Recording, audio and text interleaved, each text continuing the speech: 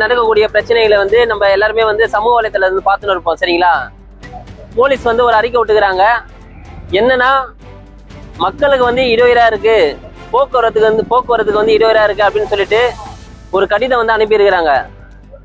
இப்படி இடையூறா இருக்குன்னு சொல்லிட்டு இந்த மக்களை வந்து நீங்களே வந்து இந்த இடத்துல இருந்து காலி பண்ணிடுங்க, அப்படி இல்லைன்னா நான் உங்களை எல்லாரையும் வந்து கைது செய்வேன் அப்படின்னு சொல்லிட்டு ஒரு கடிதம் வந்து அனுப்பியிருக்கிறாங்க. இது என்னன்னா, மக்களுக்கு இடையூறா அந்த மக்கள் இருக்கிறாங்களா எல்லாருமே நம்ம பார்ப்போம். போக்குவரத்துக்கு எங்கன்னா இடையூறா இருக்கிறோமா நம்மளே பார்ப்போம். ஒரு நீதி கேட்டு ஒரு தூய்மை பணியாளர் வந்து ஒரு 7 நாளா வந்து போராட்டம் பண்ணிருக்கிறாங்க. அந்த போராட்டத்தை வந்து இன்னவரையும் வந்து ஆளக்கூடிய கட்சி வந்து கண்டுக்காம போலீஸை வந்து ஏவி விட்டு இந்த மக்களை வந்து துரத்தடிக்கணும் அப்படின்னு சொல்லிட்டு ஒரு கடிதம் அனுப்புறாங்க.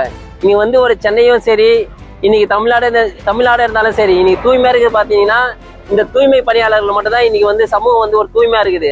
அப்படிப்பட்ட ஒரு தூய்மை பணியாளர்கள் வந்து இன்னைக்கு போலீஸ் வந்து ஏவி விட்டு இந்த மக்களை வந்து துரத்த பாக்குறாங்க. இது ஒரு அநியாயம். சரிங்களா? இந்த அரசு வந்து இதை பார்த்துக்கின்னு அமைதியா இருக்கக்கூடாது. இது கைது செய்யறத வந்து உடனே வந்து நிறுத்தணும்.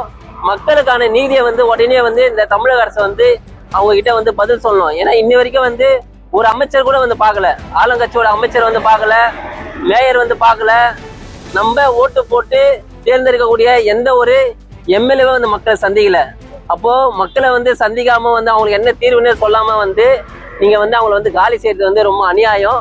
சரிங்களா? அதனால அவங்களுக்கு என்ன ஒரு நீதியோ அந்த நீதியை வந்து இந்த தமிழக அரசு வாங்கி தரணும். நம்பின்னு இருக்கிறாங்க இந்த மக்கள் வந்து. இனி வந்து 8வது நாள் இந்த அரசை நம்பி உட்காந்து இருக்கிறாங்க. கைவிட மாட்டீங்கன்னு சொல்லிட்டு உட்காந்து நம்பின்னு இருக்கிறாங்க. இங்க கைவிடாம ஒரு சரியான விஷயத்த வந்து இந்த மக்களுக்கு வந்து கொடுக்கணும். நாங்க வந்து இந்த நேரத்திலேயே கோரிக்கை வைக்கிறோம்.